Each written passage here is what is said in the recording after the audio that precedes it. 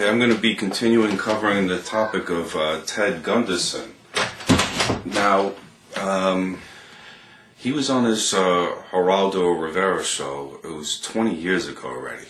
Okay, so why am I focusing on this right now? Well, because Ted Gunderson is on the internet.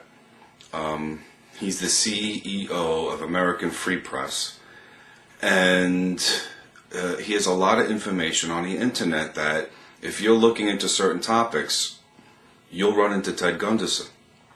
So I found an interest in him through John DeCamp. They together did this Conspiracy of Silence. Now listen, John DeCamp wrote the book first. Then BBC did a movie on it, and it never aired, but it was leaked to like the alternative media, and obviously a lot of people know about this Conspiracy of Silence. But what it doesn't talk about is a Roman Catholic Church connection to it. And this is not by accident. In looking at Ted Gunderson's information, he purposely hides the Vatican abuse of children in his information. And he's not the only one that does that. Pat Buchanan does it, and I'll show you the quote from Pat Buchanan.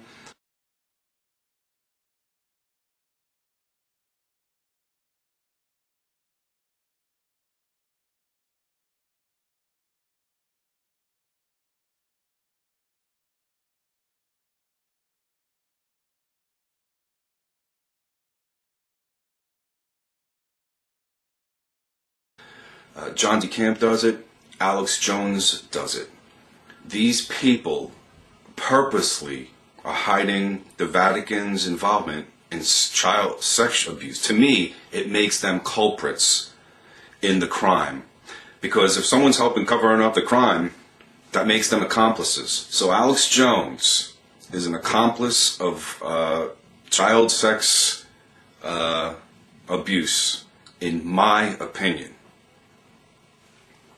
Every right to say that, because he doesn't talk about it.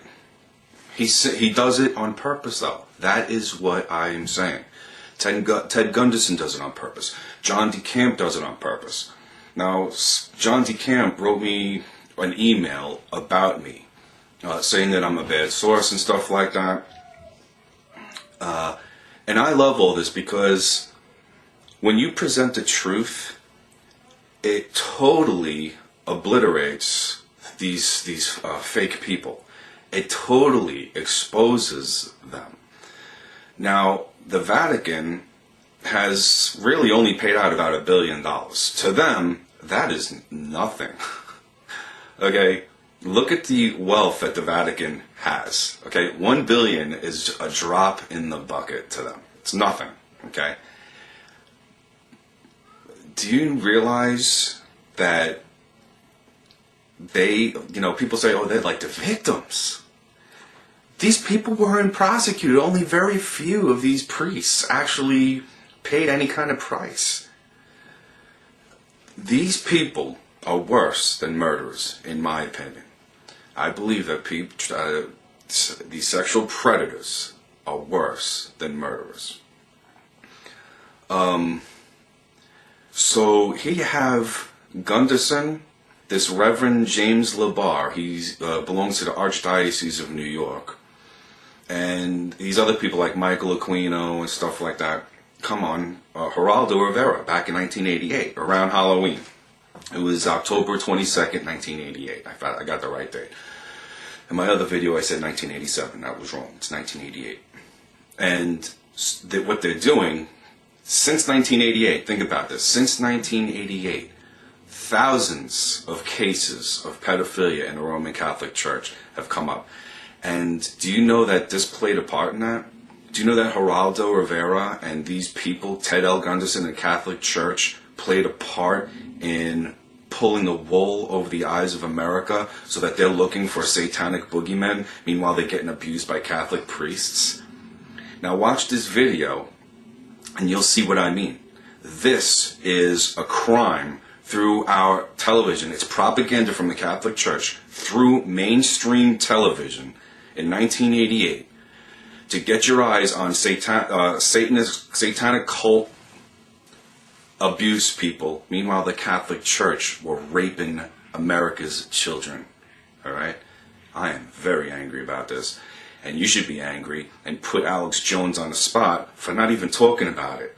Him, Pat Buchanan, and it's, you know, it's no coincidence that these people all friends. Ted L. Gunderson promotes the Bohemian Grove. Alex Jones' fake version. Okay? That owl is not Moloch. There's a statue of St. John in Nepomuc on the shore with his hands over his mouth in a you know, a secretive type stance. He symbolizes the secrecy that's kept in the Bohemian Grove since the Bohemian Grove began. St. John in Nepomuc was a symbol of the Jesuits. It was a symbol of the Counter-Reformation, St. John in Nepomuc. It all goes back to Bohemia. And George Bush, John Kerry are related together. They're related to each other through Catholic saints in Bohemia. So Alex Jones is a total whitewash. Okay, he comes in and he tells you bits and pieces. Most of it's mainstream news. He doesn't say anything about the Jesuits, the history of the Jesuits, how Lincoln, how they killed Lincoln, how Lincoln said they were going to kill him, how they were expelled out of 83 countries for intrigue. He doesn't really talk about the Inquisitions. He doesn't talk about the history. He doesn't show the connection between royalty throughout this whole world and the Roman Catholic papacy. He is the king of all the royals, the royal bloodlines throughout this whole world. So, you know, just one little piece of information for you, like this Jose Maria Aznar. He was the former Prime Minister of Spain. He's a Roman Catholic fascist. He was trained in Georgetown, in the same very special part of Georgetown called the Edmund Walsh School of Foreign Service, where Clinton went before Clinton became a Rhodes Scholar, and also this King Abdullah from Jordan, and the President of the Philippines. I forgot her name right now.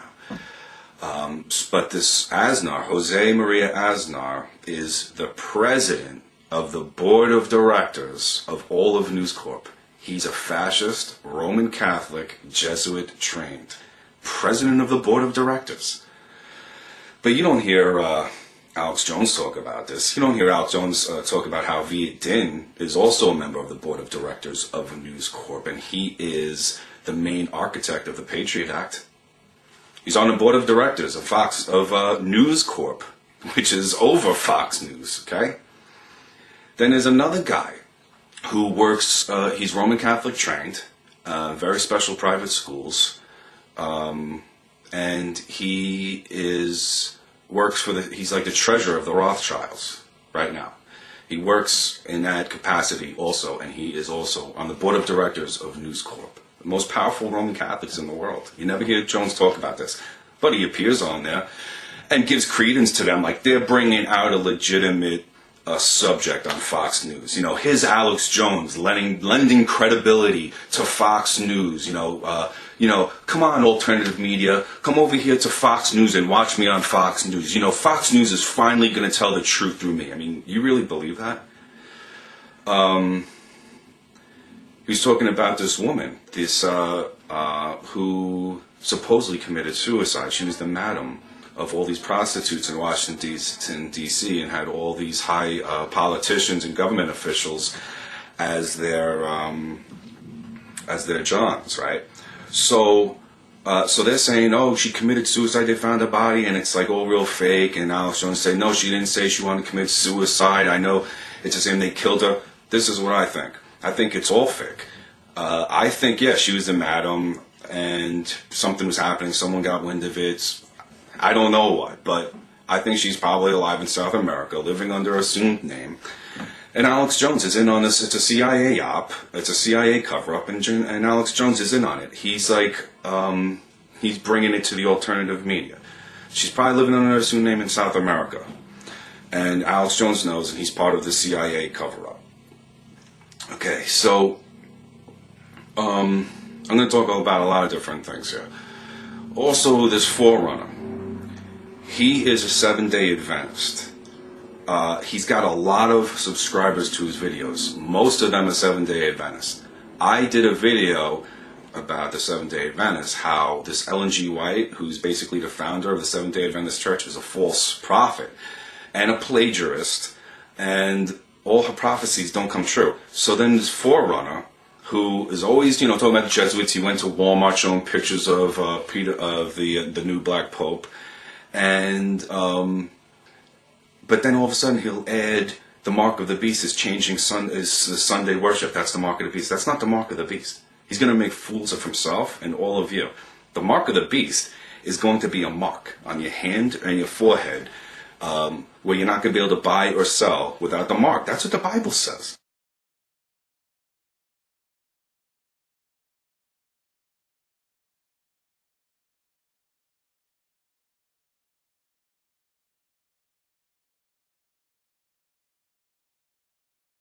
Okay, so it's one thing to bring the Bible into it, but then to bring Ellen G. White into it. And I showed also that Ellen G. White, there's an obelisk on her tombstone. That's her tombstone, an obelisk. She was Masonic, and she was an agent of the Vatican.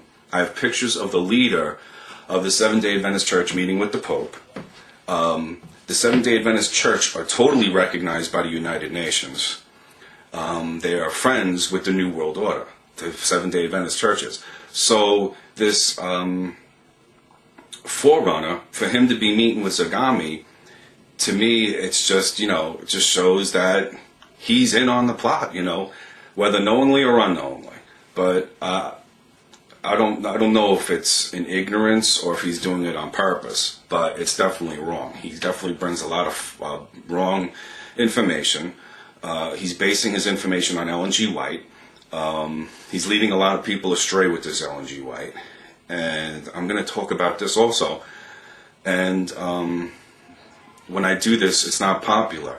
As you can see, I get attacked by every single different kind of person. I don't care, okay? Ellen G. White has an obelisk. An obelisk is symbolic of an erect penis. That's what's on her tombstone. All right? And so that just goes to show what she was all about. That's a New World Order symbol. It's an ancient Egyptian symbol. A lot of you guys know what it is. Look into it. What is an obelisk, okay? Ronald Reagan, for the first time, faced the obelisk when he swore into the presidency. He reestablished official diplomatic ties with the Vatican for the first time since the assassination of Abraham Lincoln. Reagan was pointing fingers at all these. They were saying, "Oh, they're all communists in Hollywood." Okay, Reagan was a papal puppet ever since he was in Hollywood. Then he became governor. Then he was the president. All this stuff was happening. You got Rex 84 in there, the Iran-Contra scandal.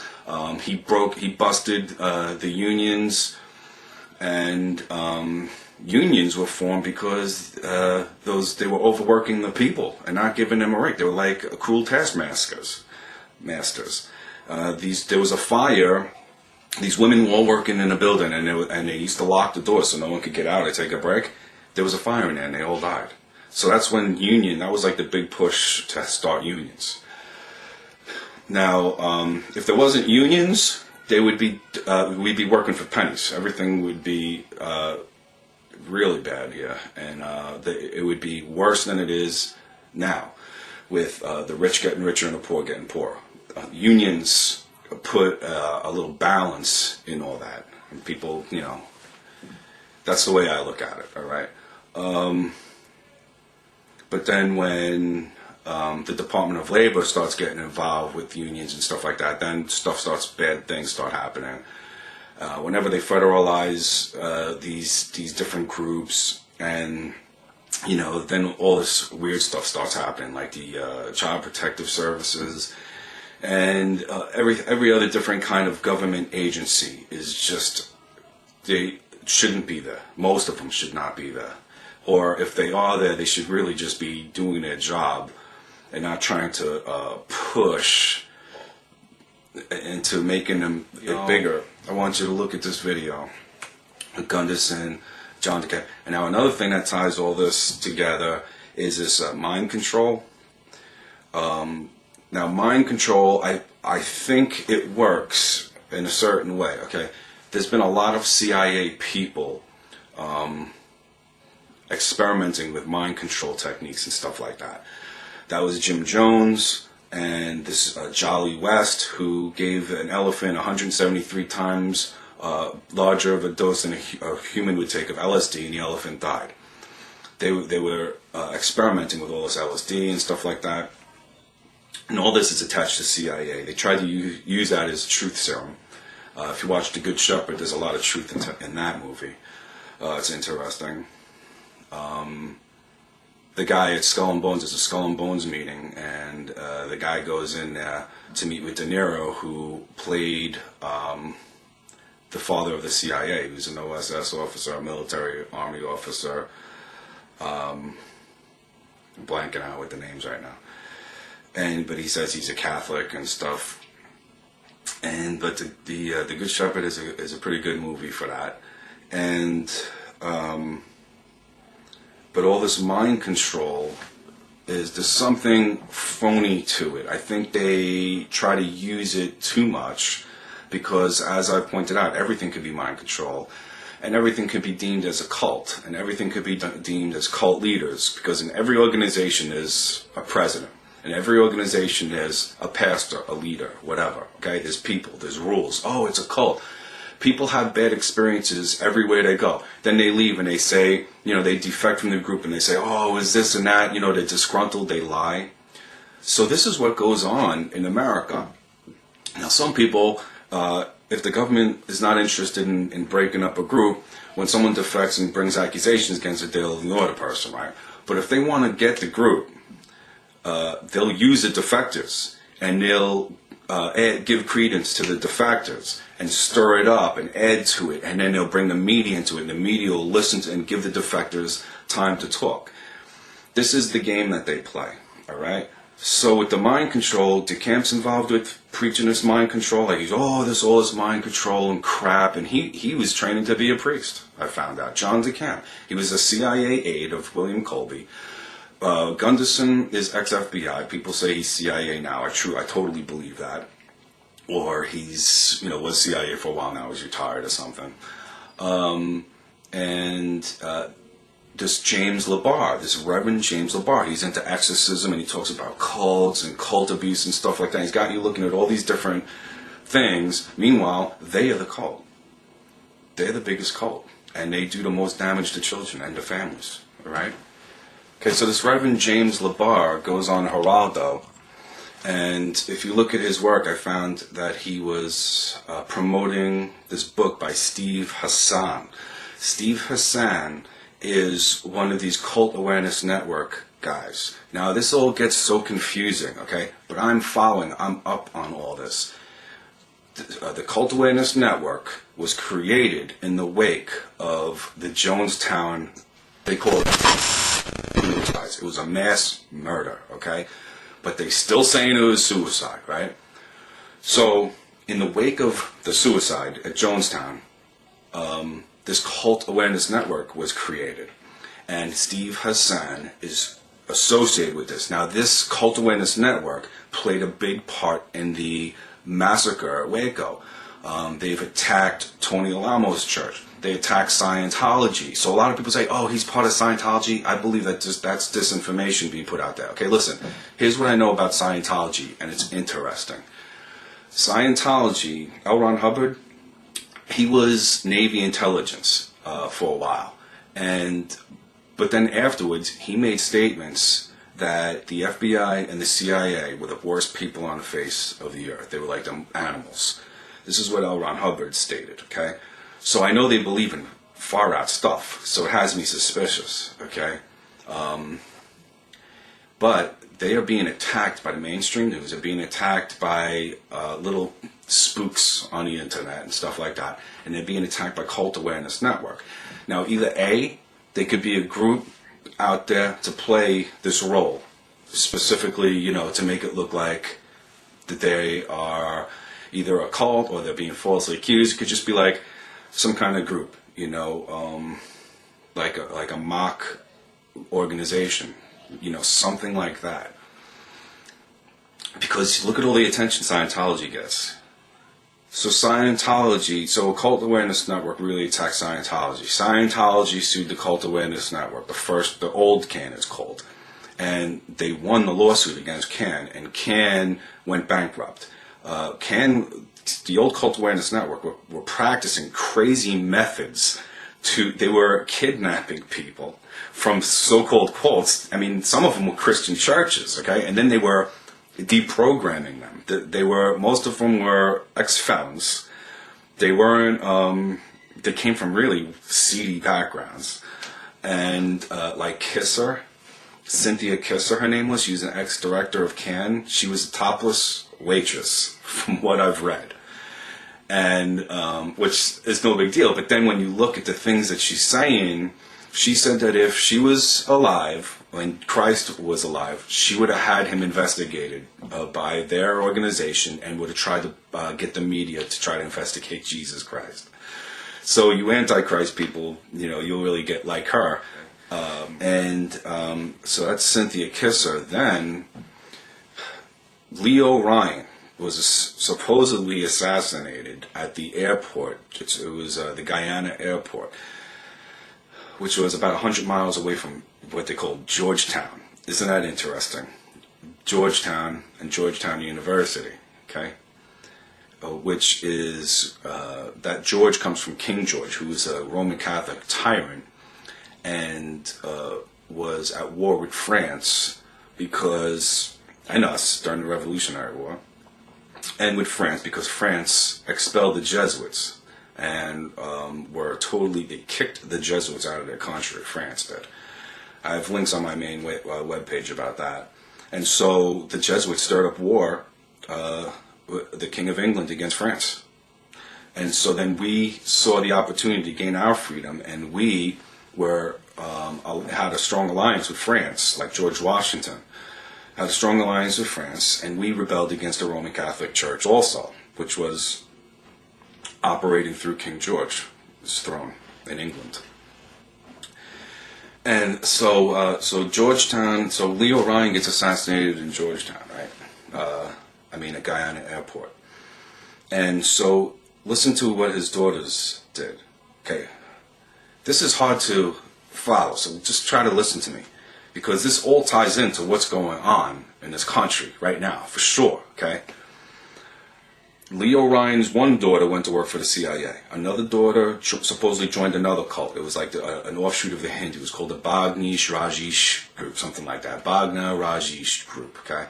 Another one became the director of CAN, Cult Awareness Network. Now, it's interesting because Leo Ryan was Jesuit trained in high school. He went to Campion High School. It's a Jesuit high school. Then he went to Jesuit University in Nebraska. I think it was either in Lincoln, Nebraska, or I think it was Lincoln, Nebraska, or close by there. And then he was a Roman Catholic, and he was a vocal opponent of Scientology, right? So here he is. He's like part of the voice that's speaking out against Scientology, okay? So then he gets assassinated there, and then from the wake of that, there's a Leo Ryan Award, and his daughters spread out. One joins a cult supposedly. Another one works for the CIA. Another one, and happens to work with this Jackie Spear, who went with Leo Ryan on his fact-finding mission to Jonestown. Now she's been in politics ever since. She's been successful in politics, basically, and she's still in politics in California. Now this whole thing, this Jonestown thing, gets deep. Okay, the guy, Jim Jones was friends with all these politicians. You're talking about the governor of California, Jerry Brown. He's Jesuit trained. He wanted to be a Jesuit priest. He was training to be a Jesuit priest. Now he is the Attorney General of California. Okay, and he's also part of another Jesuit group. It's called the Manhattan Institute.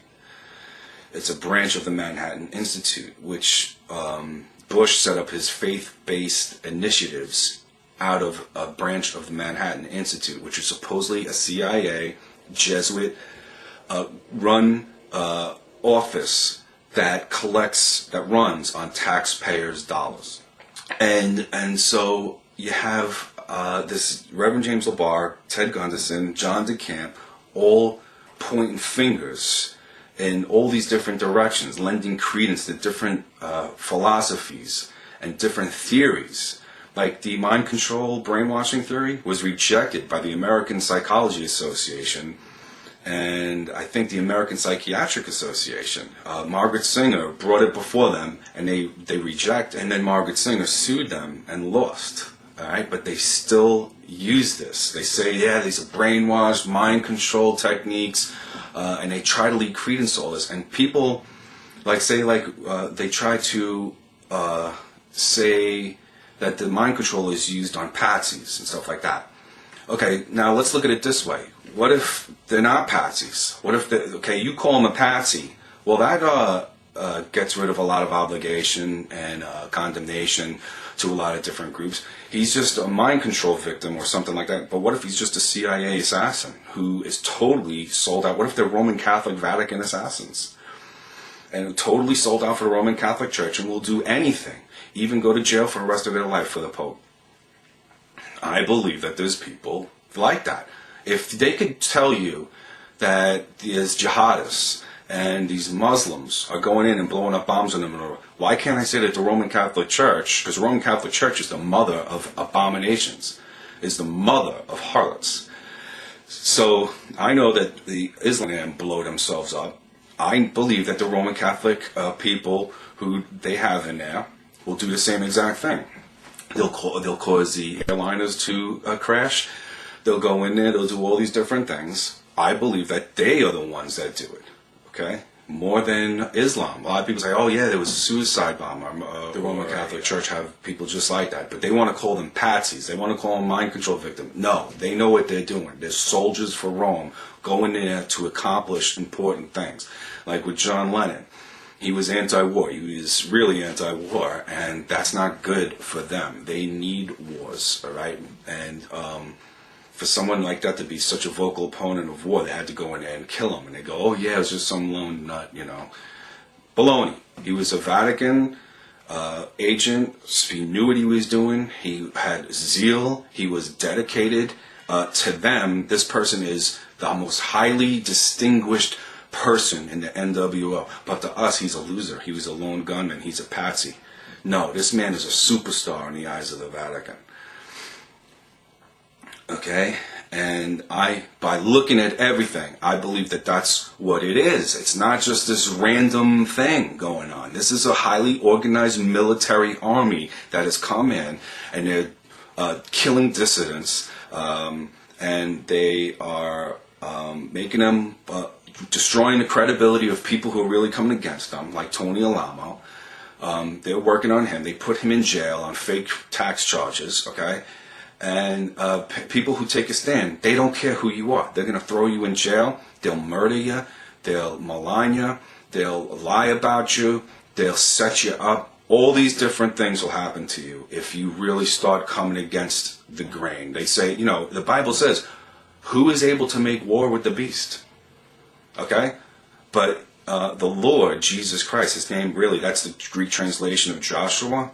He came, he was foretold of in the Bible, hundreds of prophecies, okay, fulfilled through Jesus Christ. He came and he went to be with the Father, and he sends his Spirit down into his followers, okay, and he's going to come back again. Next time, it says that all the kings of the earth are going to hide in the mountains and the caves and cry out for the rocks and mountains to fall, the rocks of the mountains to fall on them, to hide them from the wrath of the Lamb and the face of him that sitteth upon the throne. They're gonna wish the rocks and mountains would fall on them to hide them from that. That's how terrified they're gonna be. So it says, who's able to make war with the beast? It says the Lord Jesus Christ and his spiritual army, not physical fighting with guns and stuff like that. That's not gonna happen. It's a spiritual warfare.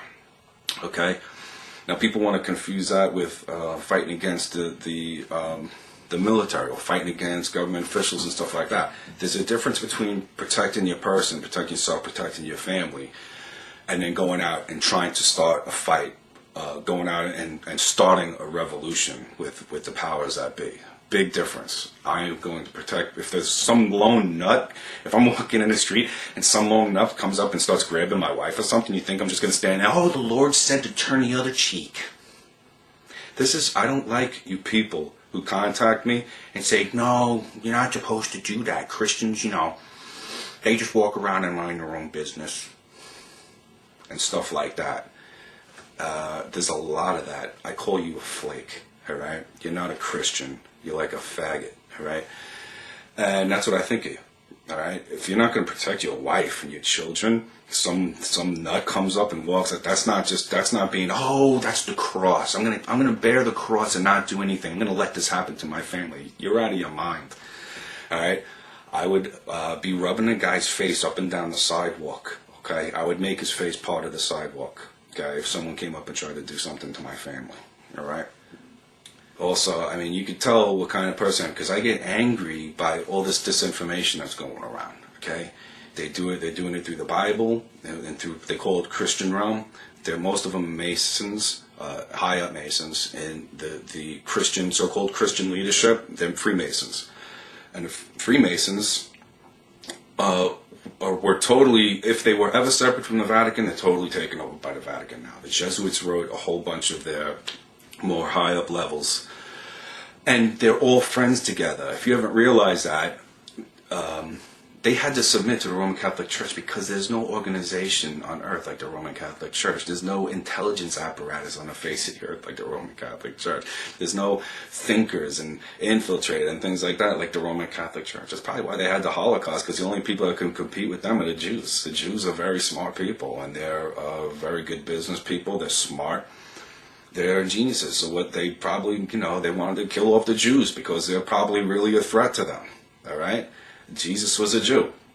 The first 12 of the disciples of Jesus were Jews. They turned the whole world upside down. That's what the Bible says. They turned the world upside down, these 12 Jews, because they spread the gospel. And it wasn't this thing like, oh, it's a big movement, let's have a parade and Hare Krishna, Krishna, Krishna. No, when someone is filled with the Spirit and they're speaking the words of the Lord, it breaks through everything. And God opens up your mind to understand that this isn't just some regular word. This is the word of the Creator of all things, who knows all things, who knows the end from the beginning. When your mind is opened up to that, there's no turning back. All right? There's no turning back for me.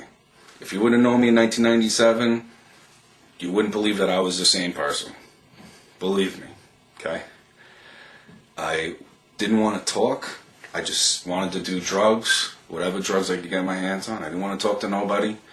And I wanted to be in the band that I was in. That's it. All right? I was done. Done with everything. Okay? I'd heard all I wanted to hear. I'd seen all I wanted to see in the world. I just wanted to escape and be in the band, and that's it. Okay? But now, look at all the stuff I'm bringing forth. Okay? People, no, the Bible is not true. How could it be true? It's the word of man. Oh, blah, blah, blah, blah, blah. It can't be true.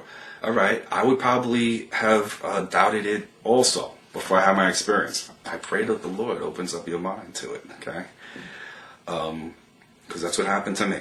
It wasn't, I'm gullible. I believe supernaturally I was powerfully transformed in 1997 from a total pothead. Every other word out of my mouth was a curse word. I couldn't eat. I couldn't sleep. I was so messed up, all right? Instantly, I was able to sleep like a baby at night, all right? I was able to eat. And a lot of people say, oh, he's this is part of the NWO. They want you to believe the Bible. No. The NWO don't want you to believe the Bible. Okay, because the Vatican is the NWO, and they've been suppressors of the Bible forever. Okay, they'll kill Bible believers. They kill Bible translators. They have public Bible burnings. They hate the Bible. The Bible is the enemy of the NWO.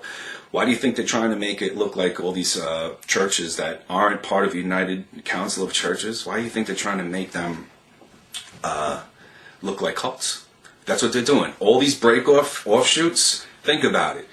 The Branch Davidians were an offshoot of the Seventh-day Adventist Church. The Seventh-day Adventist Church is under the umbrella of a big organization. And the Vatican controls that. But an offshoot, they don't control that, okay? So they went in and they killed them, okay? Now you got the FLDS, the Fundamental Church of Latter-day Saints. I don't go for their doctrine, but listen, they're not being controlled by the big church, the main church of Mormon. They're an offshoot. So what did they do? They went there and attacked them, right? Then you got like Tony Alamo. He's non-denominational. He broke off from everything. He doesn't answer to anybody, okay? He's not from what I understand, he's not a tax-deductible church or anything like that, okay? They work and they support themselves. But they came in there and they're attacking him, all right? So that's what they're going to do. And I think that's all I have to say for now.